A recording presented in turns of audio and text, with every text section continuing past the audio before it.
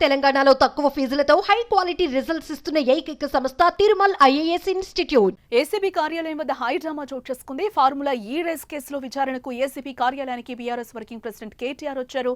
తనతో పాటు legal team ను కూడా తీసుకొచ్చారు. అయితే కేటీఆర్ ను మాత్రమే కార్యాలయంలోకి అనుమతిస్తామని, లీగల్ టీమ్ ను అనుమతించబోమని కేటీఆర్ కు పోలీసులు క్లియర్ గా చెప్పారు. అయితే పోలీసులపై తనకు నమ్మకం లేదని, అందుకే లాయర్లను తనతో పాటు తీసుకెళ్తానని కేటీఆర్ చెప్పారు. అయినా పోలీసులు ఆయన లీగల్ టీమ్ ను అనుమతించేందుకు అంగీకరించలేదు.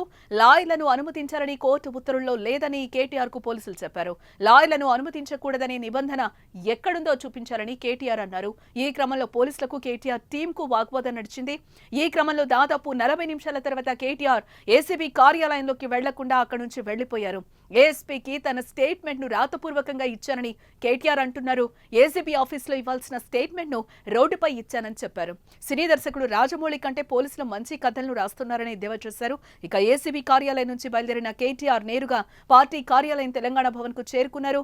మరోవైపు కేటీఆర్ విచారణకు హాజరు కాకుండా వెళ్లిపోవడంతో విచారణకు కేటీఆర్ గైర్హాజరు అయినట్టుగా పోలీసులు పరిగణిస్తారా అనే సందేహం సర్వత్రా నెలకొంది.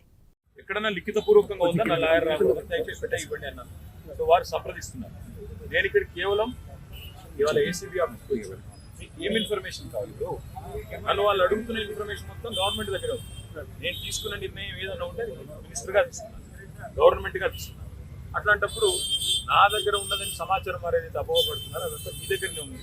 ఈ వాదన అంతా కూడా నేను ఆల్రెడీ కోర్టులో చెప్పాను. కోర్టు ఆల్రెడీ తీర్పు రిజర్వ్ చేసి హైకోర్టు మీద ఉన్న గౌరవంతో, చట్టాల మీద ఉన్న గౌరవంతో, రాజ్యాంగం మీద ఉన్న గౌరవంతో నేను ఇక్కడికి వచ్చానని చెప్పాను.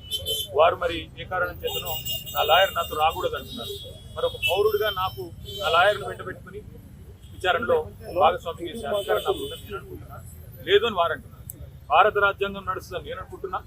కాదు రేవంత్ రెడ్డి రాజ్యాంగం మాత్రమే ఇక్కడ నడుస్తుంది తెలంగాణలో వాళ్ళు అంటున్నారు.